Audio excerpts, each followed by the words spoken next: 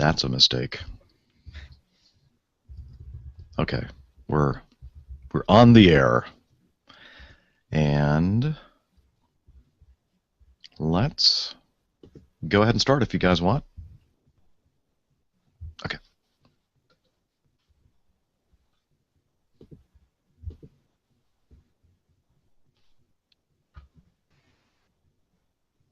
This is SQPN, the StarQuest Production Network, leading the way.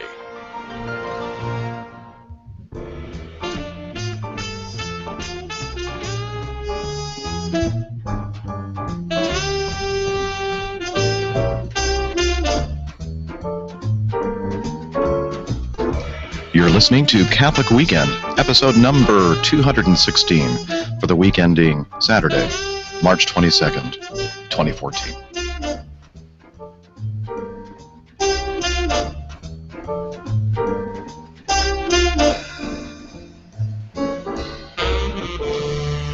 Good morning and welcome to Catholic Weekend. I'm Captain Jeff in Roswell, Georgia. Today with me, the lovely Maria Johnson. Hello. Good day. Hello, hello. And also joining us today, from the plains of Oklahoma. And of course, right on schedule, right on cue, Steve drops off the call. So that's becoming a normal thing for us, so we'll play that again when he comes back. But in the meantime, oh wait, no, she's not here either, so forget that one. Let's go right over here to this one. Yay! Yay! From the plains of Atlanta, in the beautiful, fashionable Buckhead area of town, where the inn people live, the beautiful Sarah Babulis. Hello. It's good to have a beautiful person on. Maria. Wait a minute. Maria's on. We're covered. No, she's lovely. Oh, okay. No, I mean one of the beautiful people, as in living in Buckhead. That's what I mean. Oh, well there's lots Yeah. of not beautiful people here, too. Fix that one, Jeff. What's that? I said try and fix that one. Yeah, I'm trying. Just ask my wife. Da-dum, bam. I'm sure I have a rim shot for that. Thank you. And finally, we have somebody else joining us. He hasn't been with us for a while, and you may remember him. You might remember him singing in his shower stall last year. John Paul Shimmick. Good morning, John Paul. Good morning. Okay. Oh, that usually fades out very, very quietly and nicely and softly, but not this morning. So, how is everybody? Doing well. Great. Now, tell us, John Paul, last time you were on the show, were you in Rome? Or no, I think you were in Milwaukee or something. That's right. I had returned to the United States. But since Rome, I've been teaching college, philosophy and theology at a small Franciscan school in the Diocese of Green Bay in the state of Wisconsin. So I've been keeping busy with that. Oh, interesting. So you're up in the Green Bay area now? Is that where you are? No, actually, I only go up there on Tuesdays and Thursdays when I teach. And then the rest of the time, I'm down in the Archdiocese of Milwaukee, where I'm researching my dissertation that I'm doing at the Pontifical John Paul II Institute. So I'm in Milwaukee. And then occasionally doing things also for the Archdiocese of Milwaukee. Right now, we're preparing for a synod that the Archdiocese of Milwaukee is having, and I was at their district meeting just a few days ago. So soon you're telling us that we'll have to refer to you as Dr. Shimmick? Eventually, yes. Or you can always call me JP, of course. Okay. Well, that's a little bit more casual. Dr. JP. No formal titles on this show. Hey, you. Exactly. Yeah. All right. Well, we'll get to some news items from the Vatican, which is kind of your bailiwick, a little bit later in the show. But in the meantime, let's hear from Sarah. She hasn't been with us for a while. So how have you been, Sarah? Good. Just been, busy with just life, work, and who knows what else keeps me busy. Weird phone messages that I get on my home phone. Whatever. Okay. Do you want to elaborate with that? Yes, please tell us your story. So, I guess it's been a little over a month now. I got a home phone line as a part of my package with my cable and internet service because it was going to save me $60 a month if I upgraded to have 3 services instead of 2. To me, this is a no-brainer. $60 a month, that's a lot of money. Yeah. And so I now have some guy's phone number. Granted, I don't have a phone, okay? So it's great because Comcast will email you the voicemail files as well as transcribe them. So you get them in a really, it doesn't actually transcribe well. So you get this crazy message and then you get the audio version. And so lately I've been getting phone messages for a gentleman who I guess used to live in Florida who's wanted because I had some investigator call me telling me that on Friday, this was a Wednesday, on a Friday they were going to be showing up at this guy's place of work or home to arrest him. And so he concludes the voicemail with goodbye and good luck. We're all counting on you. Yes. And so I'm thinking, so I call the investigator because obviously I want no more of these phone calls. So I call him and I'm like, hi, I'm Sarah. I live in Atlanta. You called me about some guy getting arrested? Like, that's not me. I told him, I was like, I just got this phone number, so if you could please, like, remove it. He's like, I'll fax the county and get it removed. So well, that's no fun, Sarah. I would have kept on going with this one for a while. I really don't want to be in this guy's business. Like, been getting the congressional election that went on, 2 weeks ago down in Florida. I got a bunch of phone calls about that. Gotten phone calls from the small business, like, here in Georgia, like the Small Business Administration. I'm like, what is this guy doing? So he's under arrest and he wants to own a new small business. Okay. So it's all just very bizarre. So if you get a new phone number, watch out. Watch out. I got a message on one of my Google Voice lines from a guy that said, from the National Republican Party, saying that they appreciated my gift of $10,000. Oh, perfect. And, wow. We're wondering if I was, willing to do that again for this year. And how about that? That makes you eligible to run for president, doesn't it? You should I'm be thinking $10,000. Are you kidding me? I usually don't give more than $25,000 per year. So, well, that's interesting, Sarah. Yes. Also, I guess I can talk about it later too. But I'm gonna be doing some fundraising for a friend of mine, a priest, whose rector was broken into. So we need to raise about $2,000 to cover the cost of the deductible for all of his stolen items. And so I'm working on putting that together. So as soon as I get that out, I put in the show notes and all that, and just would love anybody who, both on the show and who is listening. It's Father Kyle Schnippel in Cincinnati, and he lost his iPad, his phone, and his computer. So we're going to raise some money to cover the deductible cost of all of that. So would appreciate your help, because $2,000 is a lot of money for anybody, let alone for a priest. So it'd be great to have all of you guys help on that. Yeah, we'll put him in touch with the guy from the Republican Party. Yeah, perfect. Yeah, I'll take care of it. Don't worry. I'm going to set up a GoFundMe site or whatever, working on the details, but just found out yesterday that he is responsible for paying the deductible. So would love everybody just, $5, $10, whatever you can do to help would just, mean a lot. That was that last weekend or the weekend? Yeah, it was last Friday, so like a week ago yesterday. Yeah, that's the reason why you weren't with us last weekend. Yes, yeah, he was he's at home, and the guy broke in while he was at home. Thank God Father was upstairs and didn't encounter said individual. But wow. Well, that's sad to hear. Yes, it stinks to lose all of your iDevices, man. Yeah, it does. Hey, Steve. How's it been going with you? Pretty well. It's the annual or biannual battle of the allergies. Yeah. I think we're all there. Well, the work I'm doing right now has me outdoors a lot. I was down in a hole under the ground working on a valve that controls one of those big water tanks, the ones that look like big alien spacecraft, And the wind was blowing and everything, and I was just miserable, man, and I'm still recovering from it. But that's per usual this time of year. Walk around with one of those masks. I don't think that would help. That's life on the plains of Oklahoma. Yeah, and it's weird. The allergy symptoms are bad enough, but the drugs make me fuzzy-headed and grumpy and not very pleasant to be around. So it's kind of a trade-off. Try to balance the two. Other than that, though, I had a great week. Good. Finished my taxes. Oh, that's good. Yeah.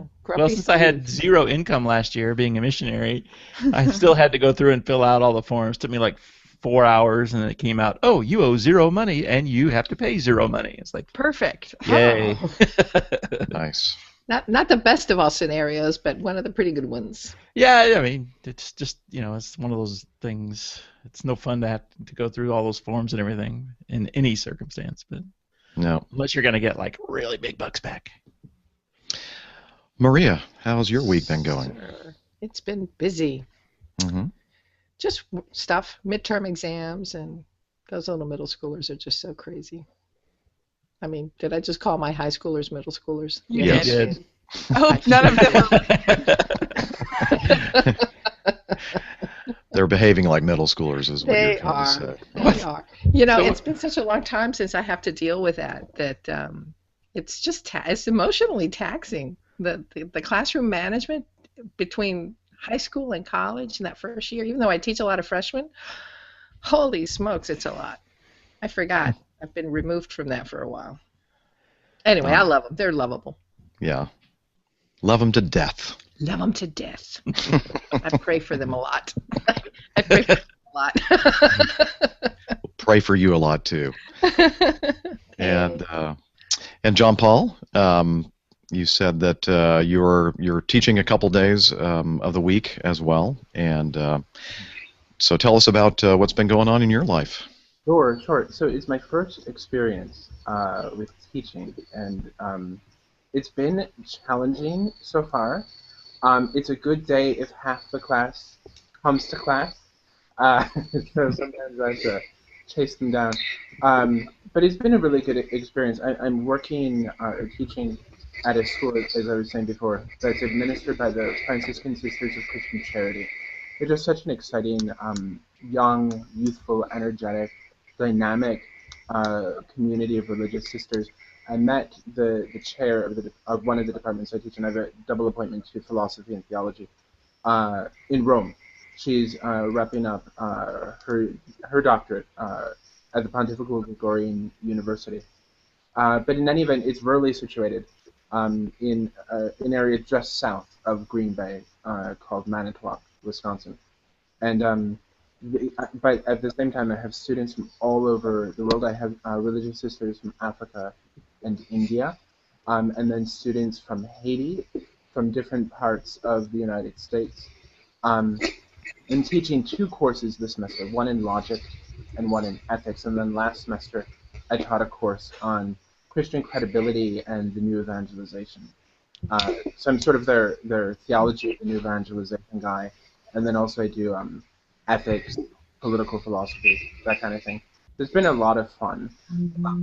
But as I get going in my teaching, it's also a challenge, just trying to figure out how to reach the students, how to take them from being more accustomed to reading Twitter tweets and Facebook posts to reading Aquinas and Aristotle. So it's a lot of fun, a lot of work, a big challenge, but I'm enjoying it.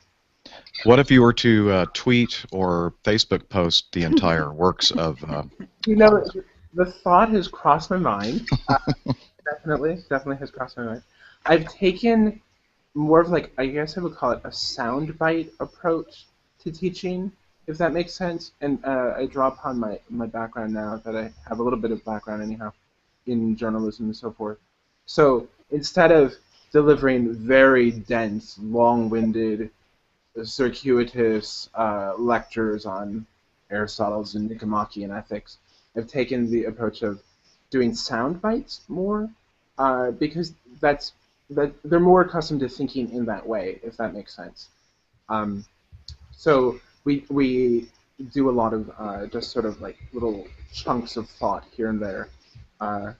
Anyhow, it's a different style than I'm accustomed to when I was coming through school, and you have to sit through an hour-and-a-half lecture on Aristotle's Ethics or whatever it would be. Well, John Paul, based on your background, I think that it's important for us to ask now about one of the most important news items uh, in the news, and that is the missing flight, Malaysia 370. What is your opinion about what happened to that airplane? Oh, No, I'm just kidding. He's mocking you. He's mocking you, Jake. Oh, he really wanted to have an opinion. Because every other unqualified person in the universe has chimed in, right?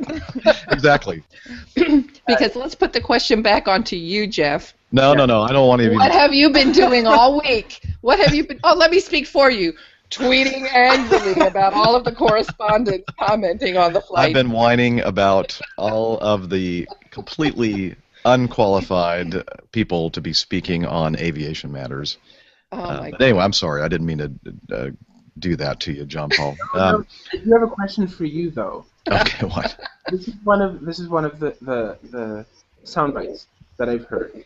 That it's not as if how did they put it? I heard this, I think, on CNN. That it's not as if it's like trying to find a needle in a haystack. It's like trying to find the haystack. Does that sound right? Well, yeah. I mean, they're still guessing about where this thing may be and China said they know again. Yeah, and I saw that this morning. The truth Okay, of the I'll matter believe is it when that I'll believe it. nobody's looking in the Bermuda Triangle. Yeah. Black I don't hole. know. I'm still going with CNN's black hole theory. That's a good one. Black hole. It never really existed to begin with. That's my theory. And the tragedy of all of this is that we are forgetting that there were some innocent lives that all of those people. Yeah, are a lot of missing. innocent lives. Well, I just feel bad for the families that the lack of closure that they have, because there's all these people that are out there talking. Oh, well, it's like a lost scenario. They're all on some island and they're all surviving. I mean, it's hard without finding the plane or at least people. What are these? How are these people going to spend the rest of their lives? Just wondering. And an interesting thing that I've heard regarding this whole thing about the families, that many of the families are, for the people on board the airplane, were from China, and because of China's one child policy or whatever, that for many of these people, they've lost their only child. And I know if you have more children, it doesn't make it any less hurtful and hard to lose one of your children, but still it's one of those things that is kind of a peripheral thing that I think is interesting, that see how a policy limiting the procreation of life, the impact that it has. And that's all I have to say about that. So, anyway, we don't want to make the show another Debbie airline pilot guide. So, Wah, wah. yeah. So anyway, that was really just kind of a joke on my part, John Paul. So perhaps something going on at the Vatican might be worth talking about, and you actually might be somewhat of an expert about.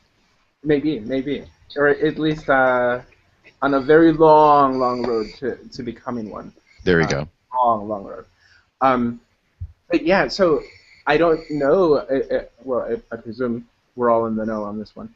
That this week marks the first year anniversary of the installation of Pope Francis. So I think it was last week, March 13th, we marked the 1 year anniversary of his election. Now we're at the 1 year anniversary of his installation, when the pontificate actually got underway.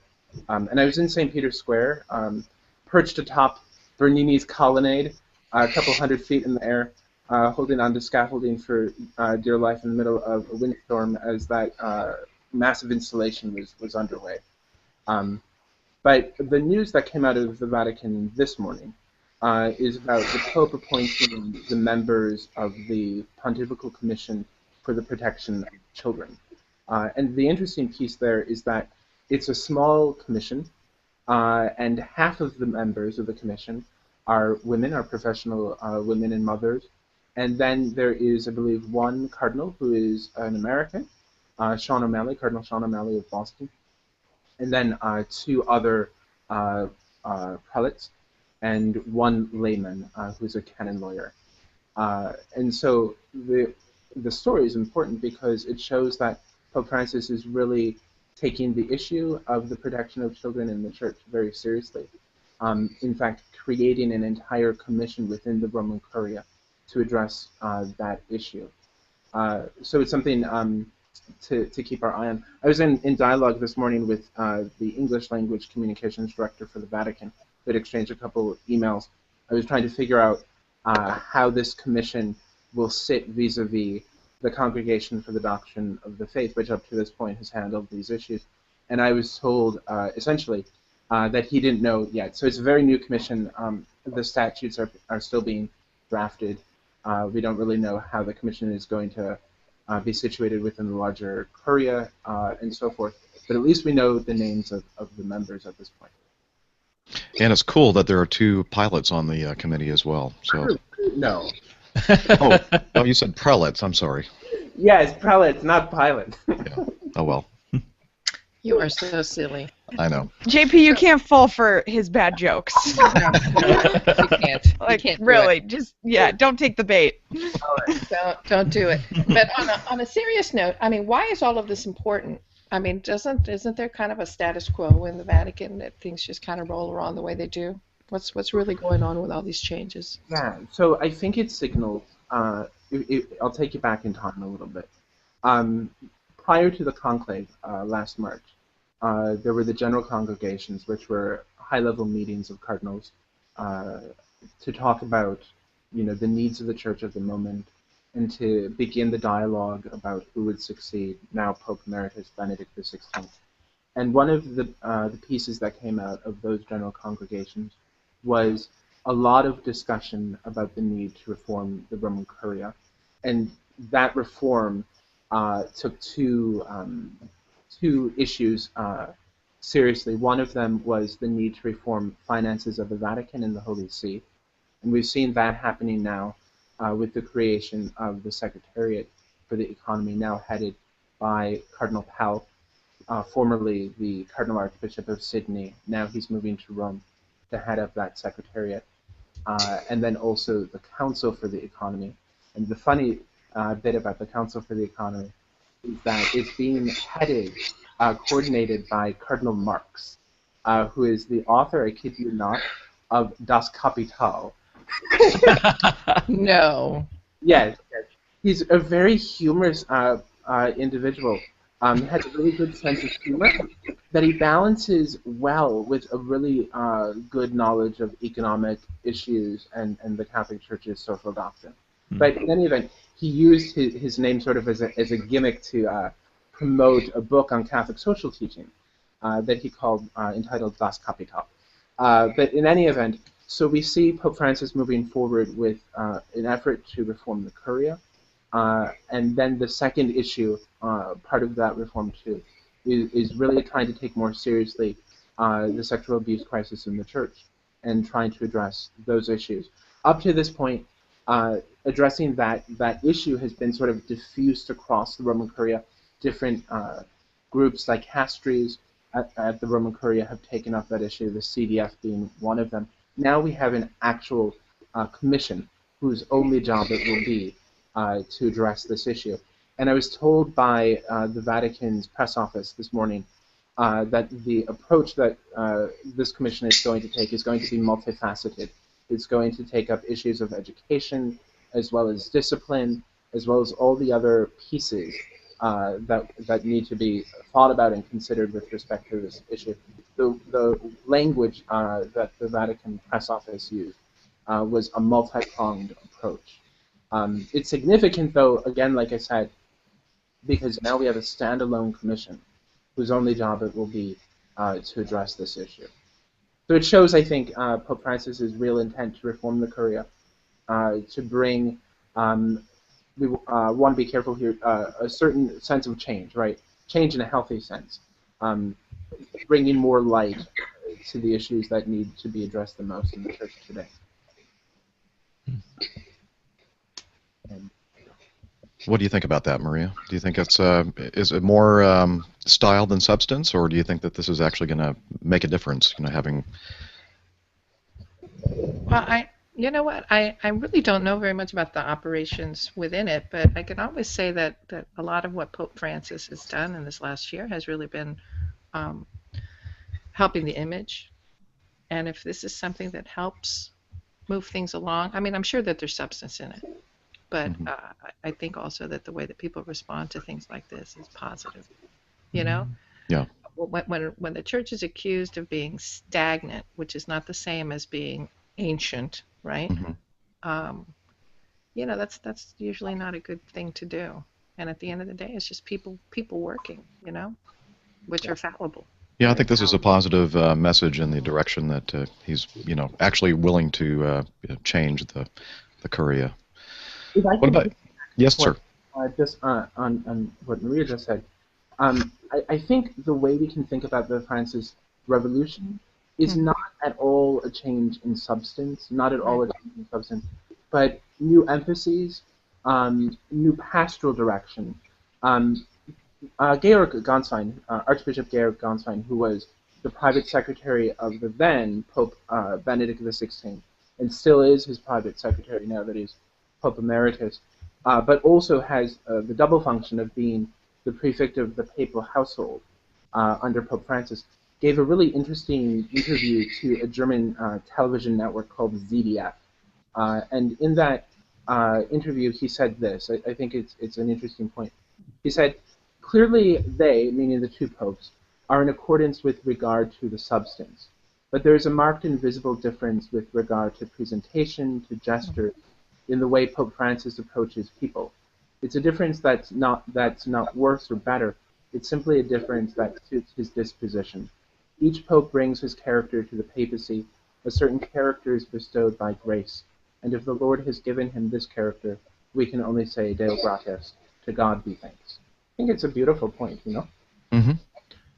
I think that states very well what I've just understood in talking with people let's say Pope Benedict had a certain way of doing things, and Pope Francis is radically different in the way he does things, but it's the same message, and he just talks a different language, and it resonates with people differently than Pope Benedict did. And yeah, so I think that was put very well. As I've watched this pontificate unfold, one of the things that seems to be, in a certain sense, new is what I call the move from communio ecclesiology to camino missiology. In other words, Pope Francis, not to say that John Paul II and Benedict before him didn't, but Pope Francis seems to be really emphasizing the need for all of us to become what he calls in his apostolic exhortation, Evangelii Gaudium, missionary disciples. And his missionary thrust of the church, which of course isn't new. I mean, it's essential, it's of the essence of the nature of the church. But the way he's talking about it, the way we might say he's packaging it or presenting it, is new. It's a new emphasis. Uh, Another way we maybe can think about this is a move from sitting at the feet of John Paul II and Benedict and being steeped in Christian tradition and Christian wisdom to now, with them, under the guidance of Pope Francis, moving out to the peripheries, right, and taking the message of the church on mission.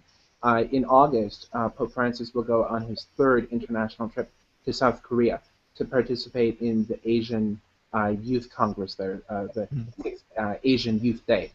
And it's interesting, up to this point, all of the trips that the Pope has made have been to the peripheries of the planet, so to speak. He's gone to Rio. In May, he'll go to Palestine, Jordan, and Israel.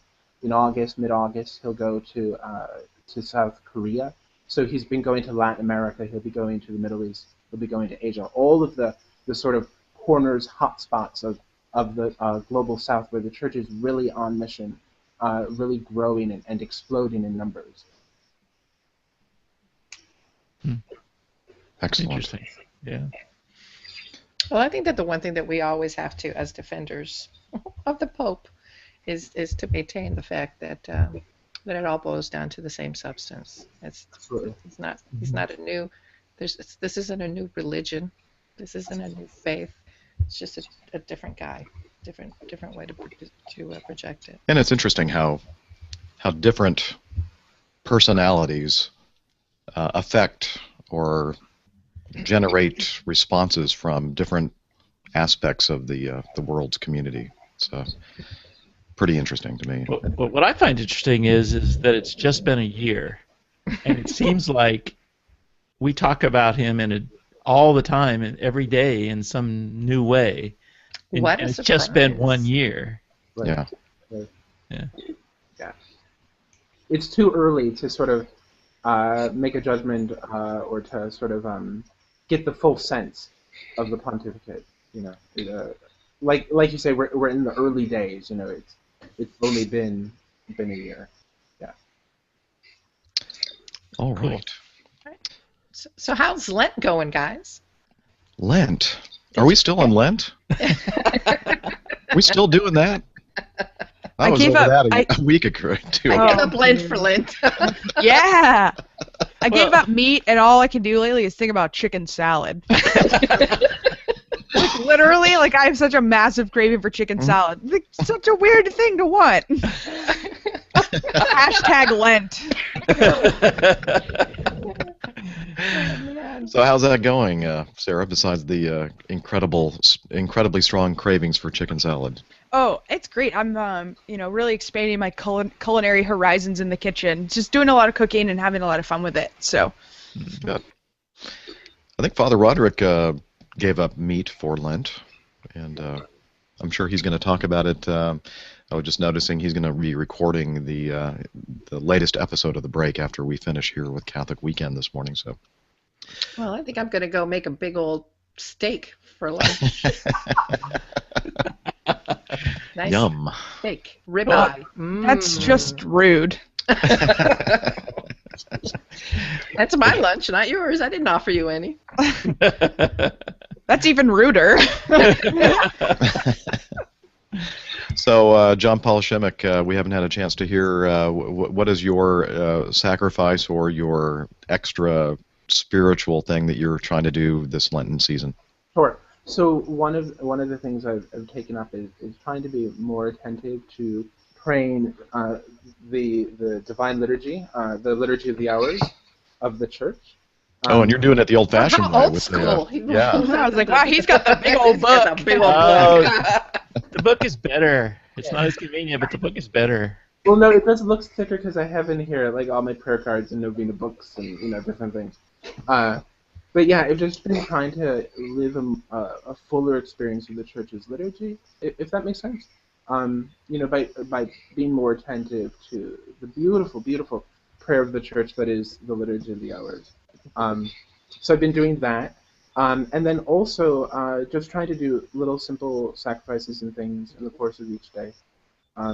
So, for example, it wasn't really a sacrifice; it was a pleasure. I was able to be with my aunt the other day. Not a pleasure in the sense of happy, but in any event, I was able to visit my aunt the other day, and she was undergoing chemotherapy treatment, and I was able to sit with her and be with her, hold her hand, tell her everything would be okay, be with her. So trying to do, simple things like that, kind of in my own little way, very imperfect way, trying to follow the example of Pope Francis, reaching out to those around me in need, who need that sort of extra touch, I guess. Yeah. Excellent. All right. Just noticed something that I hadn't noticed before. I was looking at an email from John Clem, and he said he's very excited about Dr. Paul bringing a new episode of the Saintcast soon about sainthood efforts for Jerome Lejeune. Oh, okay. Wow, I didn't know that Dr. Paul was still putting out episodes of the fantastic Saintcast podcast. So Ooh, don't call him. look forward to that. He's on an annual schedule. Yeah. Hey, whatever works. Yeah, exactly. Well, I mean, his episodes are always pure gold, so They're worth the they're wait. great. They're worth the Absolutely, wait. they are. Yeah, I can't wait to see and hear that. On the theme of Jerome Lejeune, I noted the other day that Pope Francis met with Jean Vanier, who is the founder of L'Arche. I don't know if you're familiar with L'Arche at all, but it's an international network of homes for mentally challenged persons. I had the blessed opportunity to work in one of the homes back in Washington, D.C. a few years back. And I think these three figures, Pope Francis, Jérôme Lejeune, and Jean Vanier, are such exciting figures for the contemporary church in terms of reaching out to these sorts of people in need. I'm not familiar with them. Can you tell me a little bit more about them? Sure. So Jean Vanier, interesting thing, sort of a personal encouragement to me, I guess, was a professor of philosophy and taught Aristotle, but eventually, and I'm not exactly sure how it all happened, but he began a ministry reaching out to the mentally challenged persons. He founded the first home for them in France, called it L'Arche, or the Ark, as a sort of carrier of a new community that would bring into the center of community rather than leave on the external peripheries handicapped persons. And over time, his movement, his community, L'Arche, grew and grew, and now I think they're present in most parts of the world, at least most parts of the developed world, but I think also throughout the world. So Washington, D.C. has two houses. I believe there's a house in Chicago. It's a community that lives a common religious life, but at the same time also seeks ways to incorporate into larger life persons with mental handicaps. Jérôme Lejeune, I don't know as much about him. I understand he was a pediatrician and geneticist. I discovered a link of diseases to chromosome abnormalities and things like that. But as I understand it too, he also had outside of his scientific laboratory, also had a ministry and outreach to handicapped persons. The gene that causes Down syndrome and other physical disorders was discovered by Dr. Jérôme Lejeune. The French doctor definitely left his mark in the medical field and in his personal life. He married Bertha Bringstead in 1942, and the couple had 5 children. With his canonization process open, the city of Rome is welcoming a unique exhibit on his life and legacy. If you want to hear more about that, we'll have a link in the show notes to that page from Rome Reports about the considering the canonization of Jérôme Lejeune, the doctor of modern genetics. Yeah. He died only in 1994. Well, Recent. Very recently. Yeah.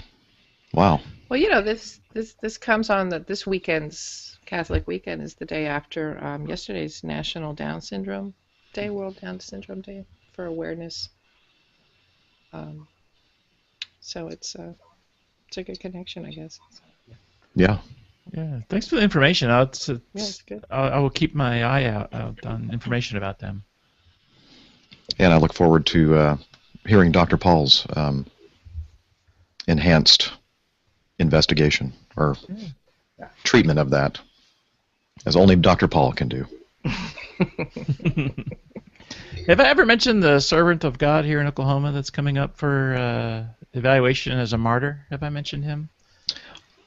Is it the guy who was down doing some mission work in Guatemala? Yeah, Father Stanley Rother. Yeah. Well, how's that going? Well, from what I understand, his cause has been in Rome for a couple of years now, and it's coming to the end of the investigation period. And they do a summary of it all to give to the the Commission on Saints, the Pontifical Commission on Saints. I'm not sure exactly what it's called, but that should be coming up soon in the next year or so, and they'll determine whether or not he could be declared a martyr. And if it is, from what I understand, he'd be the first American martyr. American-born martyr. So anyway, that's just a little bit of trivia. Cool. Very cool. Wow.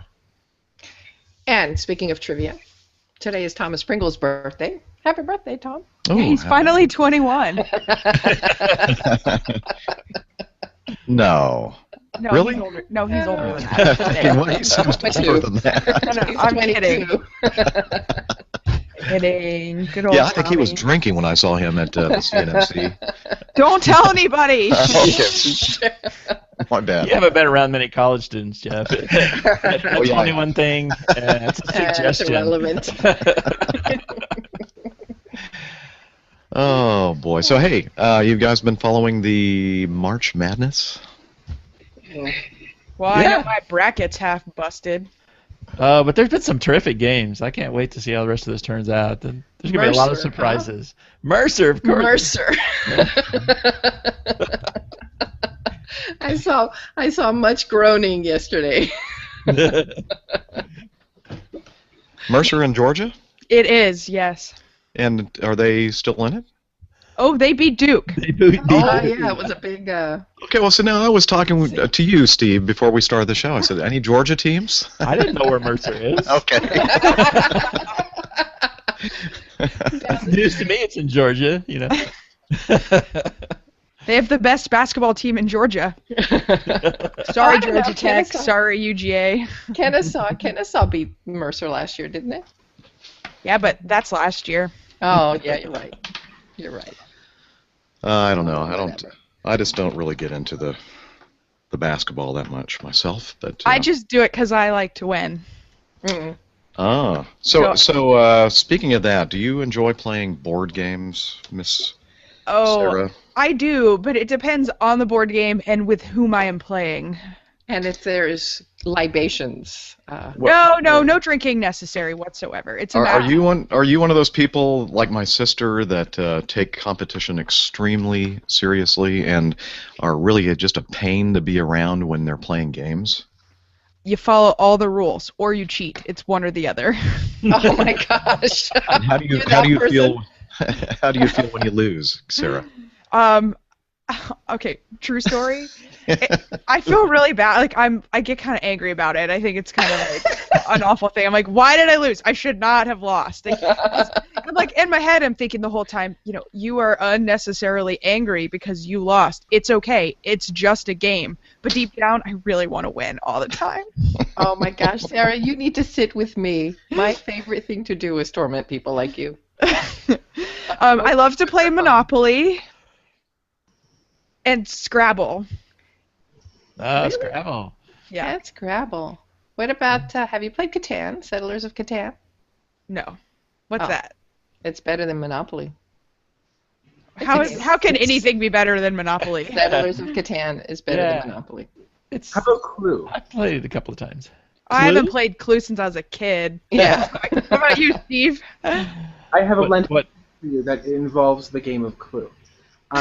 This great board game company called Days of Wonder. They make really high quality but affordable board games.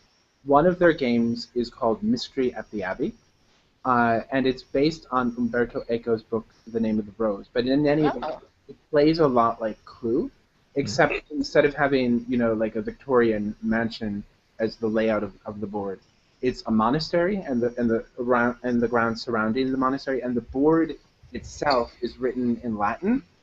And it involves a little bit of like canon law stuff as like rules of the game and things like this. The kids love it. I love it.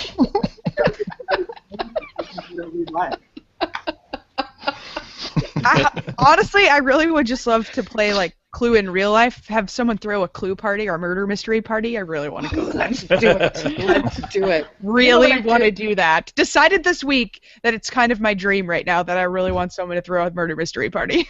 That and chicken salad. And chicken Yes, salad. please serve chicken salad at your murder mystery party. You guys, it's the little things in life. You know what I do? Well, my family plays poker. Like really, they're serious about playing poker.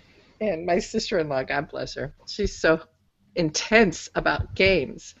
And so I sit near her, and I can. It's always hit or miss because I don't know how to bet in poker. I mean, I know the concept of the cards and stuff like that, but I don't know how to bet. So I always try to sit where my betting is going to ruin her. Oh, Because that's so mean. Well, because she is anticipating that I understand what the cards are and when to hold them and when to fold them, like the song says. And I just do all kinds of crazy stuff, and then I'll go all in. You're like that person who sits at the blackjack table and takes a hit no matter what and ruins everyone down the line because you take up all the They're cards. all counting, right? Yeah. You're up to 30. Hit me again then. Yeah, that's me. I'm that guy. I'm rather schizophrenic when I play cards because I like to win, but I don't like to score so many points that it hurts somebody else in the game. Oh my gosh. Well, it's like so I was playing with the Capuchins, and little Father Cyril is sitting next to me, and he's 80 years old, and he's a cutthroat player, but at the same time, it's like I could score 50 points off Father Cyril, but I think I'll only score 30. Because I was like, because I don't know, it's weird. I feel guilty if I'm like playing, doing something that's a little, I don't know, you know what I'm saying? Do you throw out a triple word score on Words with Friends every once in a while just to be kind to your opponent? Yes. Oh my gosh! Oh no! You should never throw a game to win. No, I don't throw the game. I just manage my points. So I used to play Maria in Words with Friends. I have news for you, Maria. I cheated. WinEveryGame.com. Are you kidding me? Nope.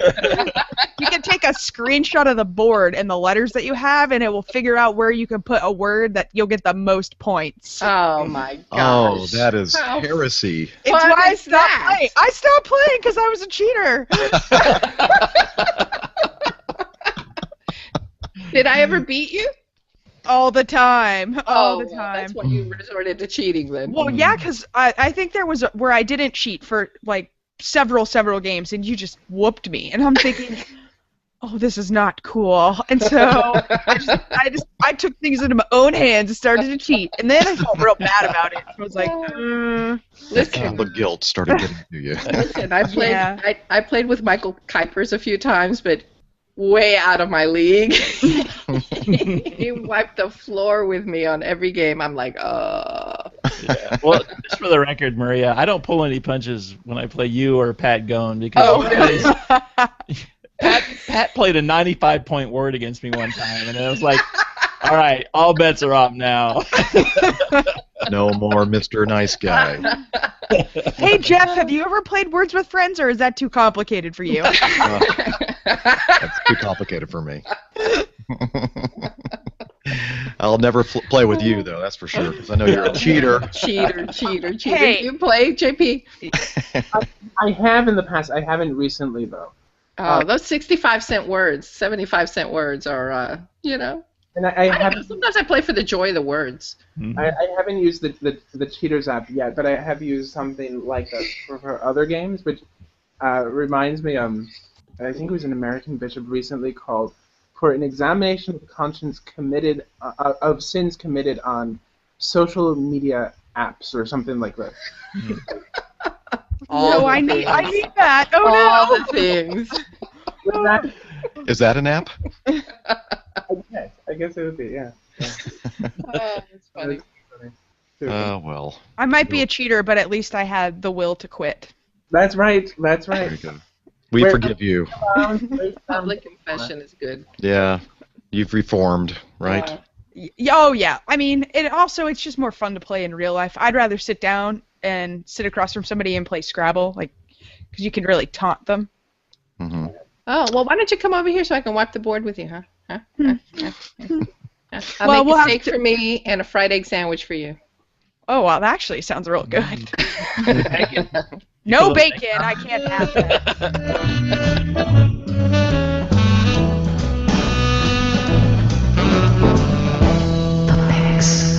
Thank goodness we've reached that point in the show. Oh wow. I mean, that just happened without any notice. Just we're doing this. I have a great pick of the week, and I don't want anybody to take it, so I kind of want to go first. Okay, well, so Maria, would you like to go first today? Oh.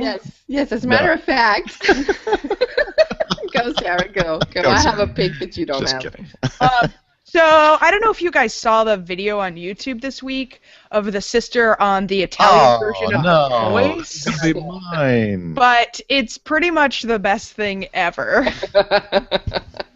Here we go.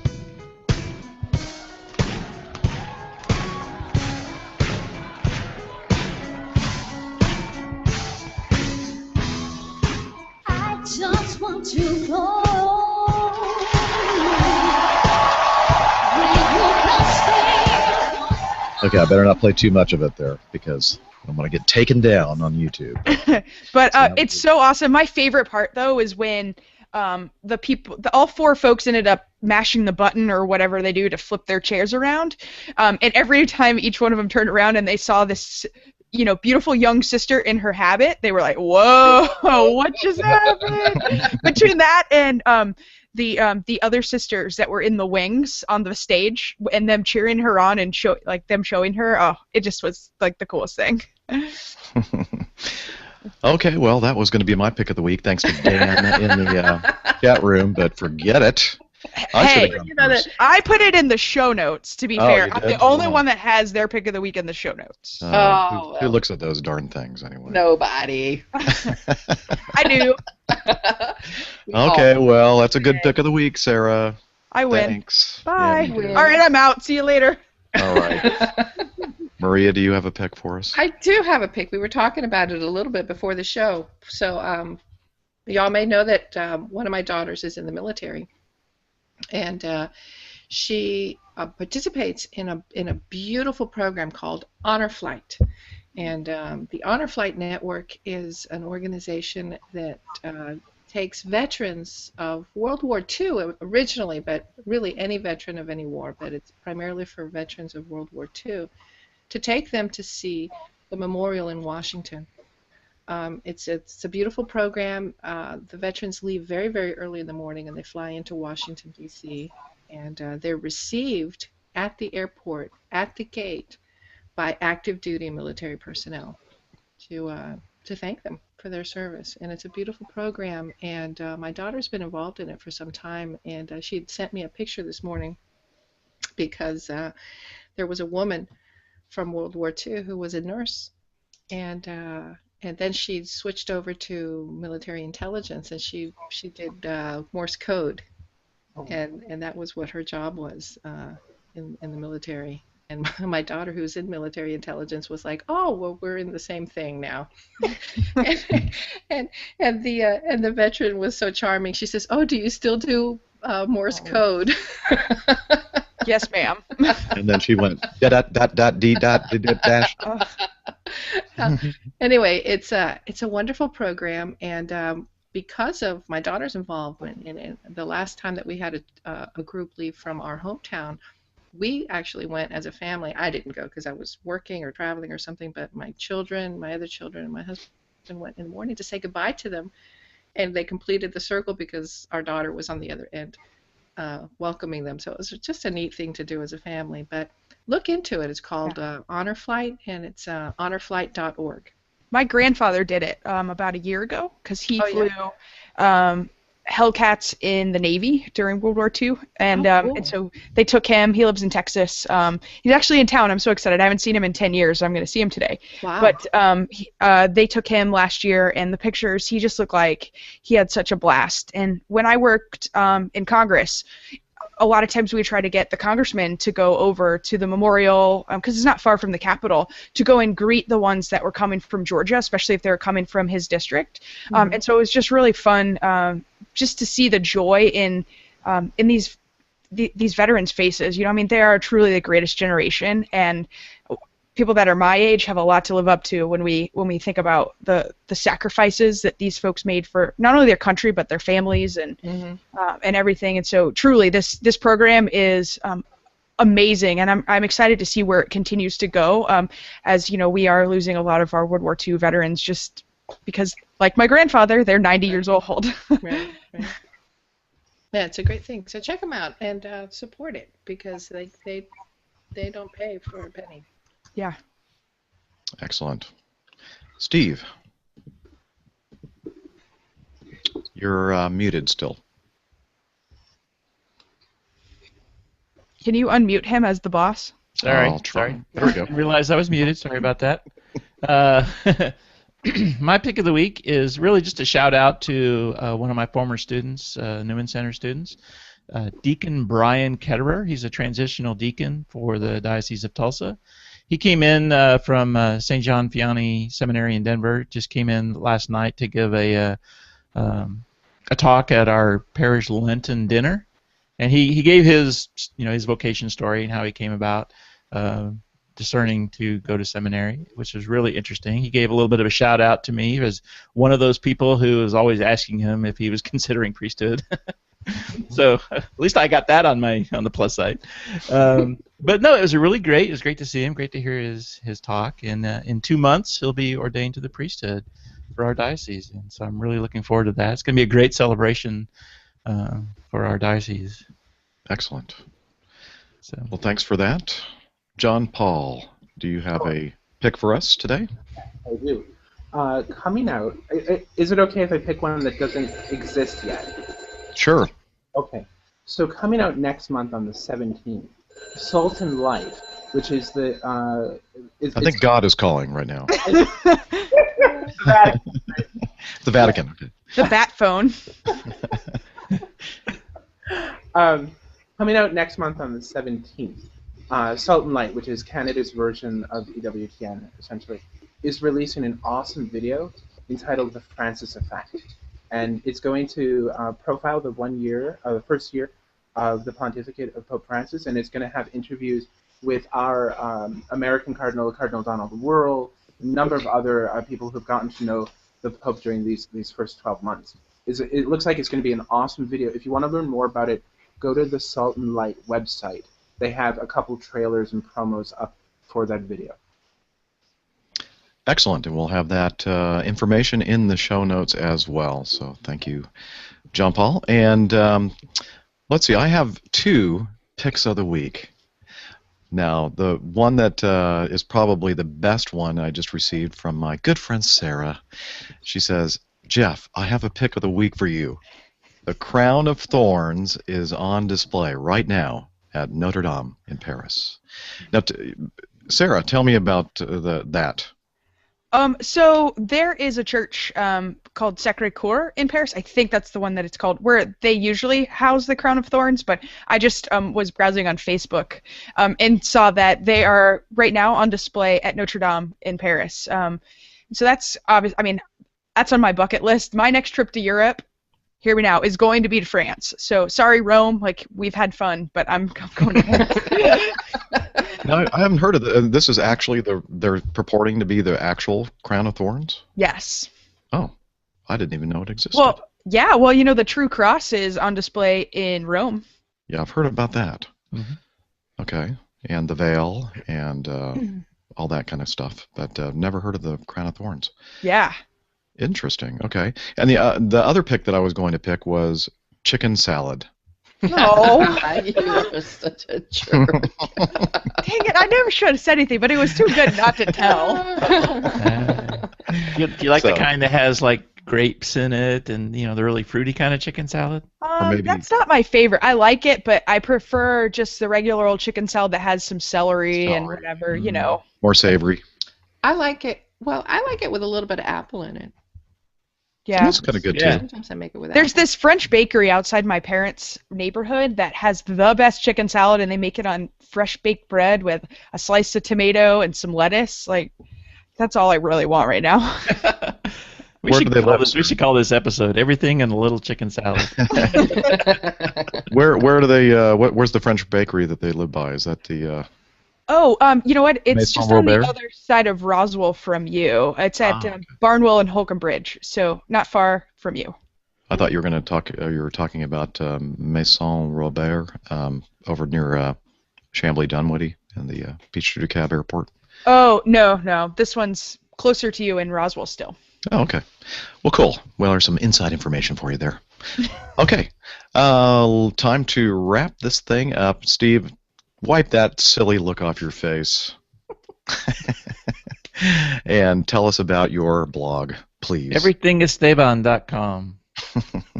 Yeah, I'm going to be reflecting on what to post this week. So, Ha ha ha. Well done, sir. Well done. Well done. The theme is reflection.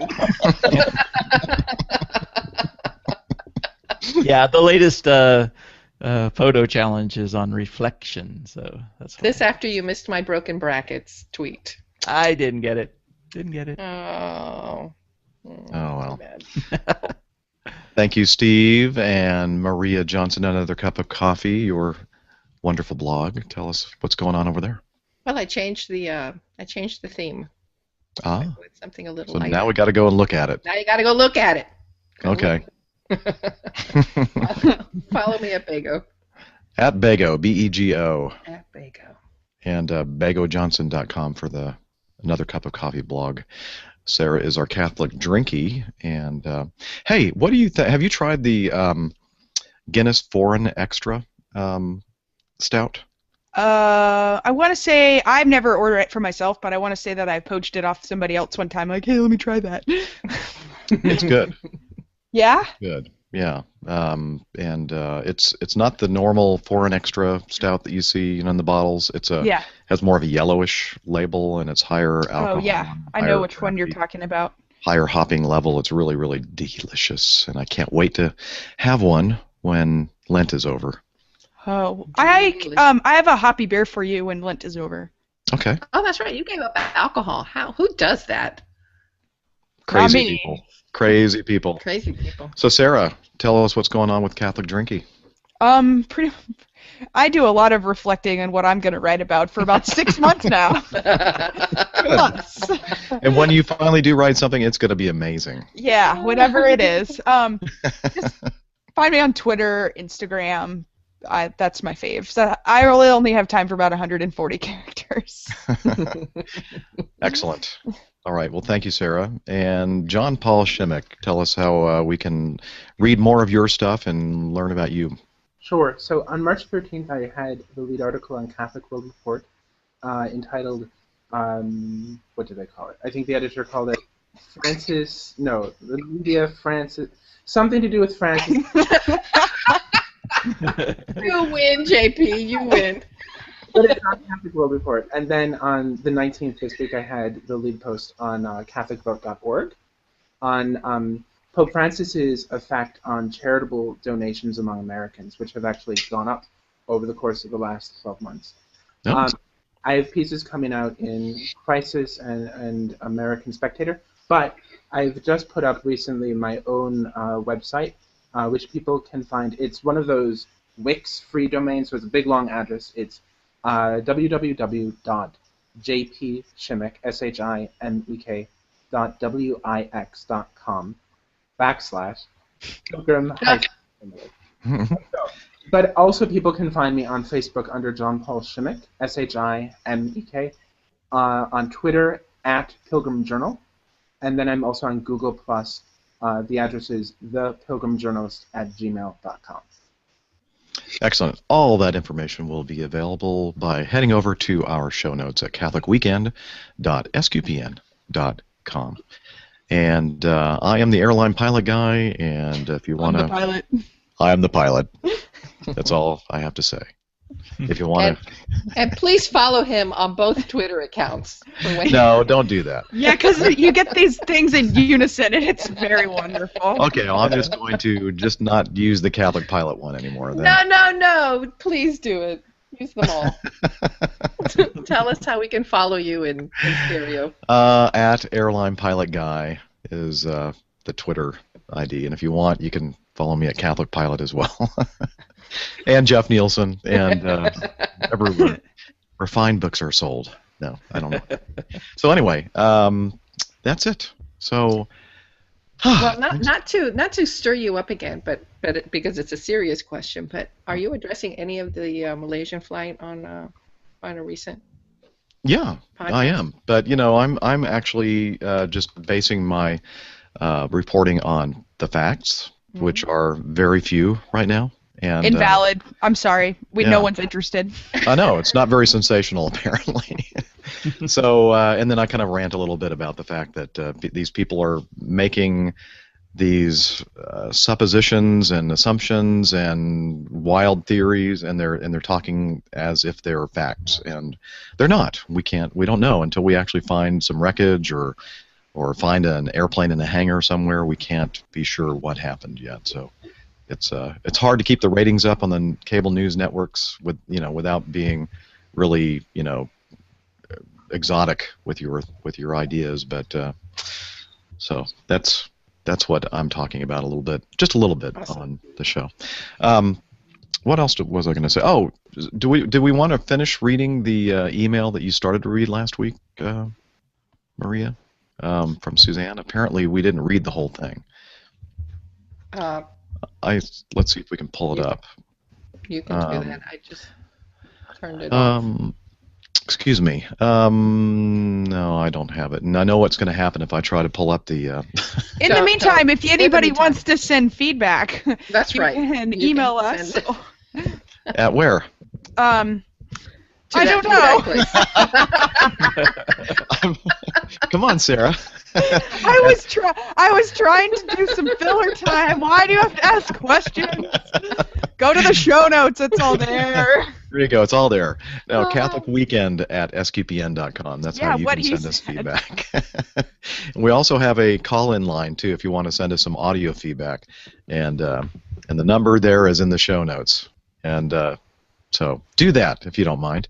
And hope everybody has a great weekend. Thanks for hanging out with us again this Saturday morning. Everybody in the chat room, thanks for hanging in there. And Lynn, again, thanks for your help with the show notes and everything. And everybody have a great week. Take care. Until next week, we'll see you. God bless. Okay. That was just wonderful. Okay, that's it. I hit the record button, and now it's recording. Oh, wait a minute. Just kidding. Okay, well, I have to run because I am going to go see my grandfather. So Yeah. see Well, tell him you- that the pilot that you know says thank you for your service, and we all appreciate it. Thanks. You guys could pray for him. I know this sounds really crazy and morbid, but I think it'll be the last time I see him. So, just. And he drove here from Houston. Wow. He's amazing. So. Excellent. Well, I hope you have a good visit with him. Thanks. Me too. I will catch you guys later. All right. See you, Sarah. Take care. Bye. Catch up later. All right. Well, Bye-bye. thank you, John Paul, for joining us today. Well, thank you for having me. It was a pleasure. I really enjoy hanging out with you guys. Great. Let's see. I'm going to let me do this. Let me stop the broadcast. So everybody, thanks again for joining us. Oh, here we go. Lynn has the line 862-200-SQPN. Especially Jeff, so pathetic. Thank you, Lynn. After the nice thing I just said about you, she's calling me pathetic. Oh well. So I'm going to hit the stop broadcast button on the Hangout, and see you guys next week. Alrighty.